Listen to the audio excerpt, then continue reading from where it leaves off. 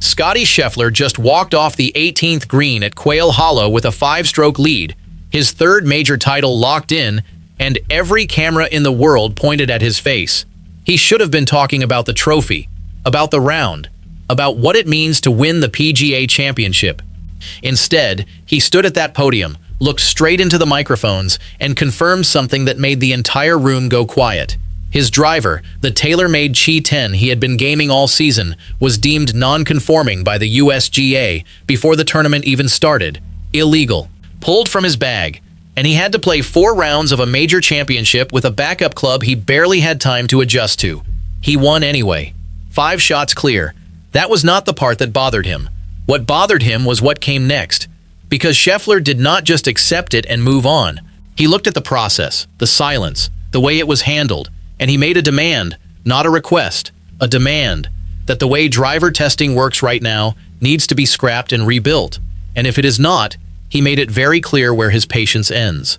He walked away with the trophy, but what he said about that testing process is already splitting the tour in half, and the reason his driver failed is something that could apply to the club sitting in your bag right now. By the end of this, you will know exactly what Scheffler said, why he said it, and what it actually means for every player carrying a driver on tour, because this is bigger than one failed test. Personally, I think Scheffler is completely right to push back here. If you agree, or you see it differently, drop it in the comments, and subscribe if you want real tour breakdowns like this one. What most people do not know is that Scheffler was not alone that week. Another top player, someone whose name carries just as much weight on this tour, had their driver pulled by the USGA in the same pre-tournament equipment check. Same test, same result. 2 of the biggest names in golf, both told their primary weapon was non-conforming hours before they needed to compete. Both had to scramble for a replacement. Both had to walk into a major championship playing a club they had not spent a full practice week adjusting to. One of them handled it quietly, the other did not. And the one who did not is the reason this story exploded beyond a simple equipment footnote. Scheffler kept his head down through all 4 rounds. He did not mention it before the tournament. He did not complain during it. He just played. 4 rounds later, he was holding the Wanamaker Trophy with 5 strokes between him and the rest of the field. 5 strokes, gaming a backup he barely knew. During his post-victory press conference, a reporter asked about the equipment situation, and Scheffler confirmed it plainly. His driver failed. He used a replacement. He moved on. Then his tone shifted. He stopped talking about the win and started talking about the system, about how players are treated during these checks, about what happens when a club is pulled and nobody tells you why. The USGA released no public statement about either driver that week, and for a player who just won a major under those conditions, that silence was no longer acceptable. Because here is the part that does not sit right with the players on tour. These clubs were not modified. Nobody altered the face. Nobody tampered with the grooves. The manufacturers shipped them, they passed conformance, and they were handed over as legal equipment. So the question every player is asking behind closed doors is simple. How does a club that left the factory within the rules end up non-conforming a few months later? The answer sits in a gray area the USGA has never fully explained publicly, and it is the exact reason Scheffler's frustration went beyond one bad week at Quail Hollow. Understanding that answer starts with a number, 239 microseconds. That is the limit. The USGA measures what they call characteristic time, or CT, which tells them how spring-like the face of your driver is. Below that number, the club is legal. Above it, the club is non-conforming. Simple enough. When a driver comes out of the box, fresh from TaylorMade or Callaway or whoever, it tests within that limit. It passes. The player receives it, puts it in the bag, and starts hitting. Hundreds of balls on the range, dozens of rounds, weeks of practice sessions, and with every single impact, the titanium face thins. Microscopically. You cannot see it. You cannot feel it. The metal is changing. The face is getting more flexible, more responsive, hotter. The CT number is creeping upward, 1 microsecond at a time. Nobody did anything wrong. The player did not cheat. The manufacturer did not build an illegal club. Physics did what physics does. The face wore, and eventually that number crossed the line. That is what happened to Scheffler's driver. And here is the part that should make every golfer listening think twice. If you have been gaming the same driver for 2 seasons, there is a real chance it would not pass a USGA test today. The USGA knows this happens. They have always known. Their own data shows that CT creep is a natural part of using a titanium driver over time, yet their testing protocol does not account for it in any meaningful way. Players are not warned. They are not told their club is approaching the limit. They find out after the fact, usually when an official pulls them aside the week of a tournament and says, "Sorry, this one is done." No warning, no grace period, no conversation, just a club taken out of your hands and a backup shoved in its place. And that is precisely what made Scheffler stop being polite about the whole thing. Think about what that does to a player's preparation. You spend weeks dialing in launch angles, spin rates, dispersion patterns. You build your entire tee box strategy around how that specific driver performs. Then, 48 hours before the biggest tournament of the month, someone tells you it is gone. You are starting over, with a club you have hit maybe 30 balls with, at a major championship, where every yard matters and every degree of loft changes your approach shot. That is not a minor adjustment. That is a complete reset of your game plan under the worst possible pressure. And the player is expected to just absorb that, smile for the cameras, and compete for $15 million. Even the caddy has to recalibrate. Yardage books built around one driver's flight become unreliable overnight. Carry numbers shift. Spin drops or increases.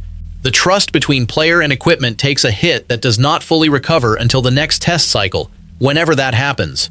Scheffler did absorb it, and he won, but the fact that he had to absorb it at all is what turned his post-round press conference into something far more pointed than a victory lap. Now, the other player whose driver failed that week at Quail Hollow, it was Rory McIlroy. His name hit the media first because the story broke before Scheffler ever mentioned it publicly. Rory's driver was flagged in the same USGA check, deemed non-conforming, and he had to switch to a replacement before round one. Two major champions, same tournament, same problem. The difference was how they handled it afterward. McIlroy spoke about it earlier, more openly, and the media ran with it. Scheffler stayed quiet until the trophy was in his hands. Then he talked, and when he talked, he did not just reference his own situation. He referenced the entire process, the lack of communication, the fact that players are not told their CT numbers, the fact that results are kept confidential, even from the players themselves. Rory's frustration was visible from the start. He questioned the timing. He questioned why the test happened the week of a major instead of during a routine check weeks earlier. He asked publicly why the USGA could not simply inform a player that their club was trending toward the limit before it crossed it. Those questions went unanswered. And Rory speaking first changed the dynamic entirely. Once his name was attached to a failed test, the story became too big to contain quietly. The USGA could no longer handle this behind closed doors the way they preferred. Every reporter at Quail Hollow was now asking every player about equipment testing. The silence was breaking whether the governing body liked it or not. And then there was the leak. Midway through the tournament, before Scheffler had said a word publicly, information about his backup driver situation found its way to the media. Someone in the locker room mentioned it. That person was Xander Schauffele. He let it slip during a conversation with reporters, not to cause trouble, but because he genuinely thought it was impressive that Scheffler was leading a major with a replacement club. He meant it as a compliment. The damage was done regardless.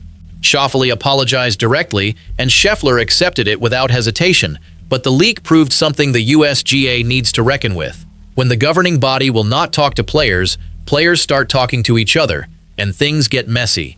That mess is what turned a private equipment issue into a global headline, and it is what made Scheffler realize the problem was not going to fix itself. What made it harder for Scheffler was that the leak put him in a position where reporters were asking about his equipment mid-tournament, while he was trying to stay locked into a major championship. Every interview request carried the same underlying question. Every post-round microphone session had someone fishing for a reaction. He deflected all of it. He answered golf questions. He talked about putts and wind and pin positions. He refused to let the driver's story derail his focus.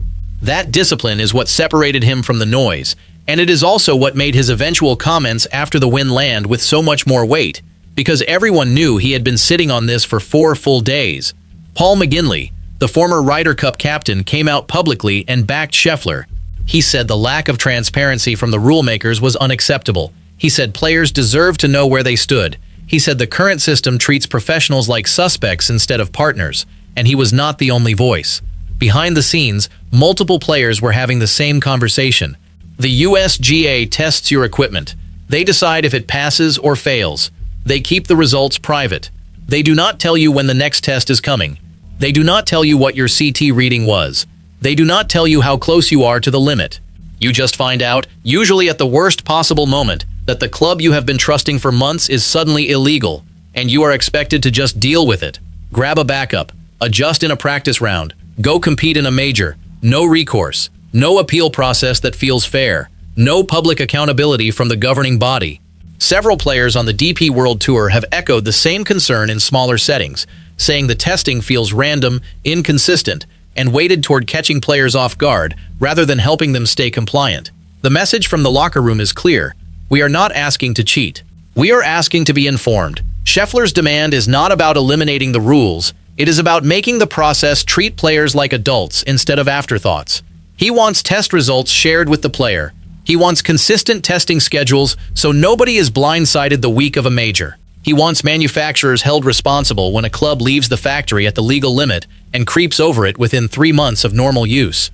He wants the USGA to stop hiding behind confidentiality and start having an honest conversation about what CT creep means for every driver on tour. What he wants scrapped is not the testing itself, but the secrecy, the silence, and the ambush that surrounds it.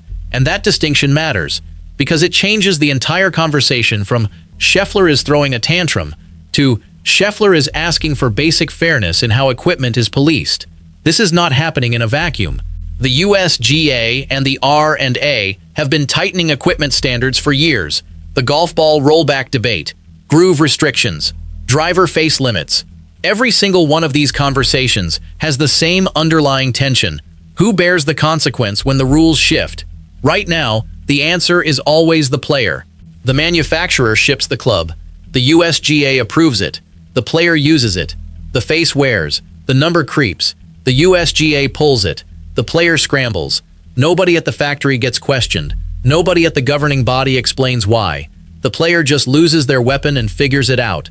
TaylorMade, to their credit, provided Scheffler with a replacement quickly. But the broader question remains. If a manufacturer builds a driver that starts legal and becomes illegal through normal use, is that a manufacturing defect?